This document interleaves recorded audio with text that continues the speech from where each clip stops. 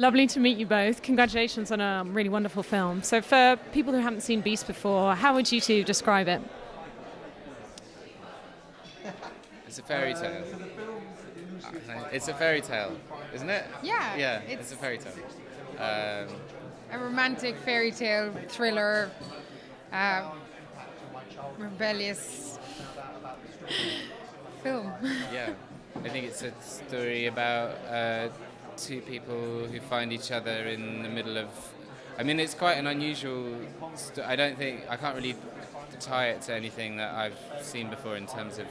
It doesn't fit into a particular genre because you're rooting for these two people who've found each other and for the hero of the story, which is Jessie's character Moll, to go on her journey, and and then there are all these weird twists and turns, and it's hard to talk about it without giving it away. Yeah.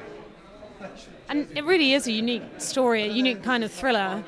And particularly your characters are both kind of a bit off centre. You're not sure whether to like them or dislike them. And what was it about the script or the story that drew you to be part of the film? Is that me? I think you should ask me. All right.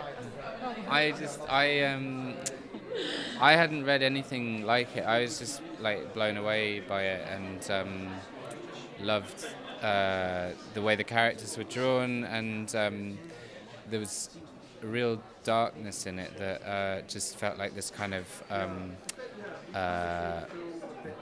malevolence that could kind of erupt in any character at any point, and so a kind of real power that the characters were afraid of and had to deal with, and when I met Michael and Jessie, it just felt very special. I was like blown away by the energy that they had in the room when we were reading the scenes, and I was just like, this is I have to be a part of this, because I love this story and these people, and I want to do it, basically.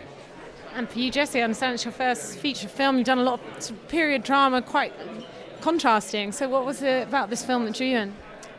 Same, really. I'd never really, within 20 pages, I just was involved in it in a way that I hadn't really experienced before in reading a script, and it kind of thrilled me and scared me, and I just felt like my heart was pounding when I was reading it, and I just wanted to be part of it. And then when we met Michael and working with Johnny, it was a real intimate set where we all were kind of hungry to tell something with this story, which was so unique, and we all pushed each other as well. I mean, it was like one of the best acting experiences I've ever had, because we really had a relationship and a trust, and we were constantly testing each other to go beyond our limits that we had with ourselves, and surprising each other, and it just felt like it was just alive. It was so alive to the moment and discovery, and the script had a real rawness to it, which allowed you to go there, and it didn't mean that you didn't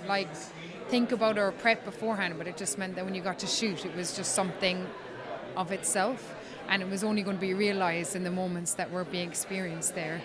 And it's quite rare, I think, to be a part of something that means so much to somebody as it did to Michael. The love that he had for this project that he'd written and crafted and developed and been kind of trying to get made for 7 years. Yeah, so long, and it's his first feature film, so and it's kind of, there's a lot of himself in it and a lot of where he's from. That felt like a real privilege to be a part of. That's all you ever want to be in or a part of and create is something that's cared for so much, and personal. And one of the things that stands out for me is that you have these sort of kind of unexpected twists of quite dark horror right next to something that can be really quite funny, quite deadpan in its kind of tone. How do you kind of get the balance between those things, and were there moments that were particularly challenging or fun to film? It was all fun to film. I never felt like it was an intense story, but it never felt intense to shoot, because I felt like we were. Yeah. I was so enlivened by going to work, like by experiencing it. And there's a lot of laughter, you know, and a lot of and the guys, you know, one of Michael's best friends was the DP Ben, who he just make us laugh, you know. He had like he's got a really dry wit, and so the, you know, the little circle of people around the camera all the time was just like laughing, and we were laughing, and everyone was laughing, and it was great. It was really good. Some sort of like this wave sequence, for example, like on the day that we were shooting, there was a red alert wave signal sent out, and nobody told to go near the beach or whatever. And but actually, you know, with any problems, it gave us like opportunity, and like that was one of my most favorite days of filming I've ever done, because we found a way to make it work, and like we put the camera into the car, and we were like intermittently running out and like jumping into the waves, and Ivana, the producer, was having a heart attack in the car that we get swept up, and we were like, let us out, let us out. But we cared so much, you know, about doing it and getting, you know, telling the story. Like by that point we had spent 6 weeks making the film, and we were desperate to just do it in the best way that we could think of in that moment, you know.